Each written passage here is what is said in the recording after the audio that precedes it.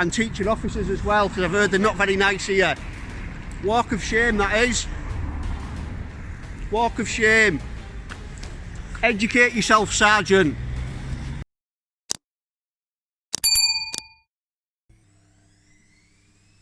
Hi guys, Matt and Oscar checking in.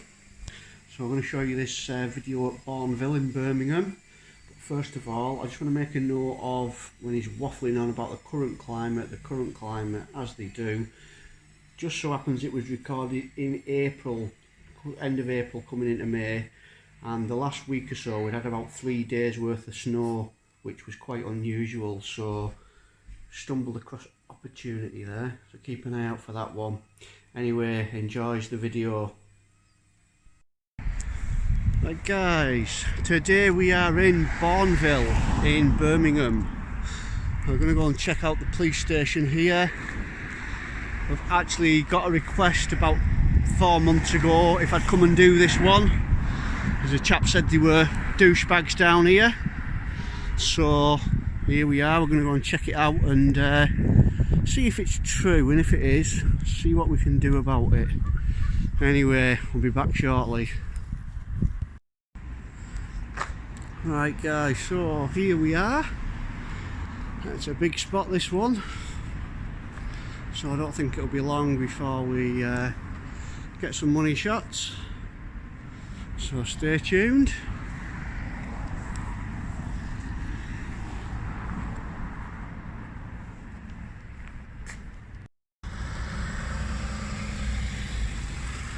We've got an ambulance going in. So we've got an ambulance going in.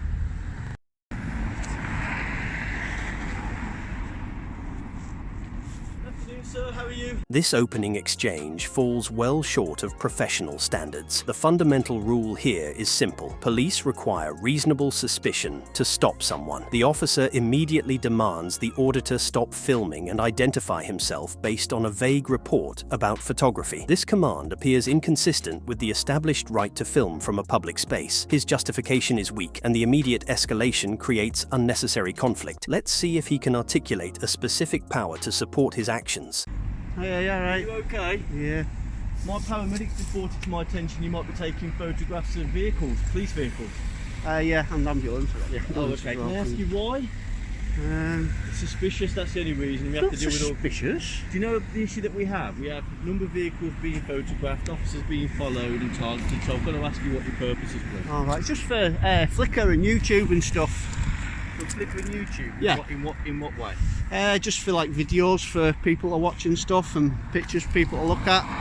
Okay, what's the context of obviously the feeds and stuff? Just people like, you get a lot of people watching it and looking at it, that's all, so it's like what I do, if you will.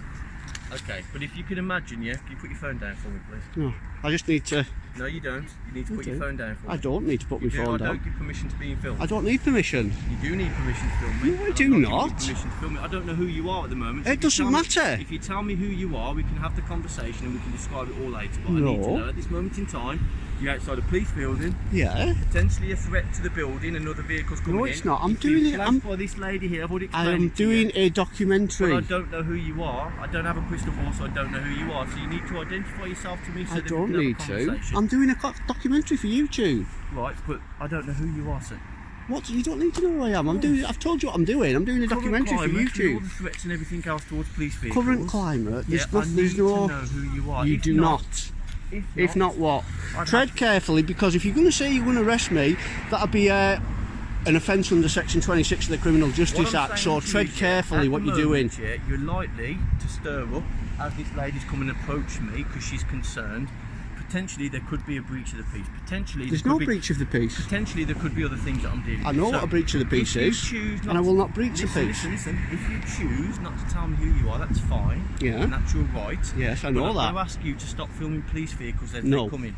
The sergeant's justification for this stop remains weak. A core principle is that officers must explain their actions clearly, referencing a potential breach of the peace that isn't happening, and the generic current climate is too vague to lawfully interfere interfere with a citizen's activity. The auditor's calm explanation stands in stark contrast to the officer's unsubstantiated suspicion. I've got every right to. I don't know who you are. It doesn't matter. I've got every right to, and I'll continue to do it. Can I ask what documentary is it? It's a documentary on police abuse in section 43 and section 58. And I'm not an officer. What are those sections? Terrorism Act. Say again, sorry? Terrorism Act. Oh, okay. And in what context? There's been a lot of people, police officers, abusing the Terrorism Act and arresting people for filming and taking pictures. I see. So this is documenting it, yeah. I see. So you've been filming. Yeah.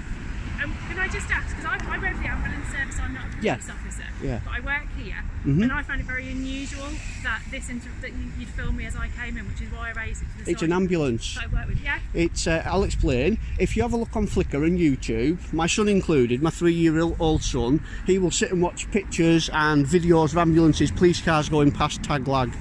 And people have been stopped from doing it by police coming out and saying, we are going to arrest you on suspicion of the Terrorism Act. I see. And so, they're getting themselves in trouble in court for unlawful arrests and telling people to stop filming. So is this for pictures for people to look at? Or is this, Yes, it's a video to go on YouTube. so it's not a documentary to do with... Yeah, it's a documentary with regards to police abuse in section 43 and section 58. But can you understand then perhaps where we're coming from is that people that come into the police building, as this lady did, Yeah. I've not approached you of my own accord, this lady's come to find Right, me. yeah. It's just because it's an ambulance. If it was, I'll just say, if you'll notice that any private cars, I'm not taking any pictures of them. All I'm getting is marked Well, I vehicles. just want to explain to you obviously what the needs, concerns and perspectives of other people are. This Yeah. lady's come in and approached me because I've been working in a different department and said, Yeah.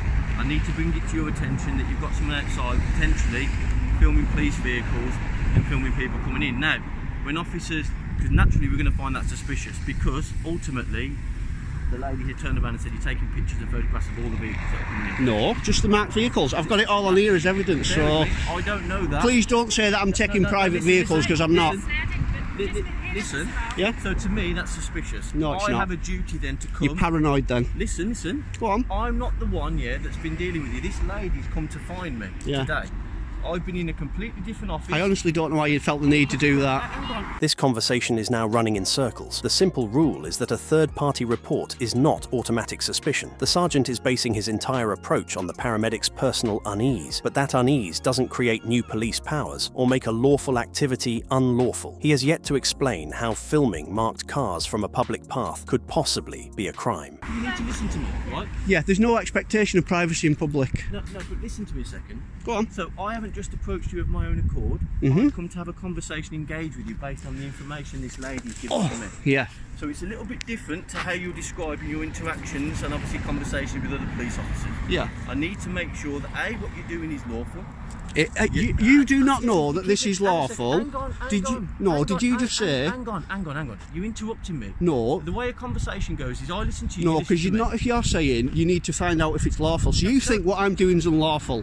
Explain how it could possibly be unlawful. Fire away Well, for the camera and the audience. At the moment, I don't know what your intentions are. Is that fair Right, to you say? don't know what the intentions of That's anyone my are. question. Right, But go is on. that fair? At the moment, you're outside a police vehicle. I have a duty of care to everybody that goes into that building. Is that fair to say? Yeah. So if something's flagged to me as a police officer, I have to investigate. Right. Is No, that- I've got no problem with you investigating. Hang on. I have to investigate. Yeah. I have to maintain your security and safety, and also the safety of the people that come into a police building. And Yeah. that's exactly what I'm doing today. Yeah. So it's nothing to do Oh, with that's you. all it is, yeah. Hang on, it's nothing to do with you personally. I don't know who you are, I've never met you before. Yeah. But it's very suspicious to me, especially when a lady like Well, this it who works for shouldn't the be. ambulance service comes to collar me and says, just to let you know, bearing in mind the current climate that we live in at the moment with threats. The current risk- climate. What you mean, snow in April? Listen, right, we're talking about threats to the public, to police building. What's the to climate other got to do with it? public- Yes, but what has the climate got to do with it? It's my way of describing it to you. Threats towards public services, the current climate, the threat level that... Right. Oh, so you're not on about. No, I thought you meant the snow in April. No. The current threat level that's in place at the moment, in terms of the public, in terms of police buildings, in terms of organisations and everybody else, that's what I'm talking to you about. So that's why I've come to engage with you. Right. Okay. I'm confident at the moment from what you've turned around and said to me that there are no issues, but I didn't know that until I come to speak to Right. you. But you do realise if I didn't want to, I didn't even have to speak to you. No, of course, it's totally your right. Right, exactly. But then it's totally my right then to look at my other powers that I have. This is a textbook example of an implied threat. A key principle is that officers cannot threaten to use powers unlawfully. The sergeant's comment about looking into his other powers if the auditor exercised his right to silence is a serious misstep. It appears inconsistent with professional standards, suggesting a willingness to misuse authority to compel a conversation that is meant to be voluntary. But if you do, I'll tell you something now. hang on. I will stop you now. You will be abusing your powers if you try and detain me. Hang on. If you're going to start, If you make this a is exactly comment what to this me- is about. If you make a comment to me, you've got to understand I'm going to reply to it. Do you understand? Right, that? okay. So you've made a comment to me and said you didn't have to speak to me. Yeah. I'm saying to you, if you choose not to speak to me, Yeah. so my suspicions are up here. No, they're not. If You've got no powers, buddy. End of the day, you've got no powers. Do you want to engage in conversation or not? Not really. No, I don't. No, I don't. Okay, Actually, the we're conversation's finished. done. Yeah. You can do whatever you want. I on know the I can. podcast I at don't the need. time. I do not need you to tell me that. You can do I will whatever you film want whatever I on the want. podcast. But all I'd say to you is, Yeah. moving forward, Don't threaten. please. I'll start with please. Go on. Please don't approach any emergency vehicles coming in and out of the building. I won't approach them. Unless you need to report something. If you do need to report something, go into the front office. Right. Please don't prevent access or exit from the police vehicle. I'm not going to block it. You're entitled to record police vehicles. I know I understand am. what your So why intention come is. out? Do you need my details? What's your collar number? Sergeant Strong, 744. You're a sergeant. I'm a sergeant. And you've come out with all that nonsense. I'm a sergeant. Right. And I've come out and explained what my intentions are. And I've also I know what your explained to you intentions what my are. suspicions are. So now we've had that conversation, I am comfortable and happy for you to continue. If you've got any questions, come into the front office. If you need to make a complaint, you've got my details and I'm comfortable with that. This lady here came to explain the situation to me.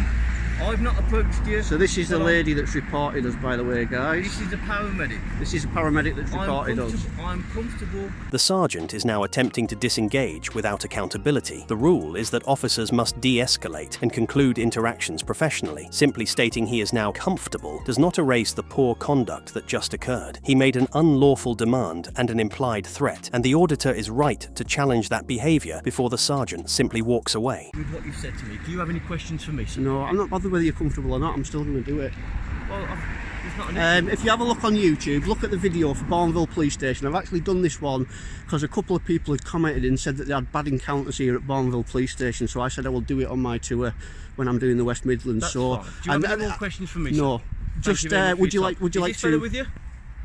Yes, he is. Okay. Do you have any questions for me? Are you happy with what's been said? No, I'm not happy with what's been said. Well, no. what else can I do for you? Nothing. You've just come out like a tyrant and tried to intimidate me. I've been very polite to you. No, you haven't. I have. You've I've come answered out all and your you've questions. suggested you're going to use whatever powers you need to do something.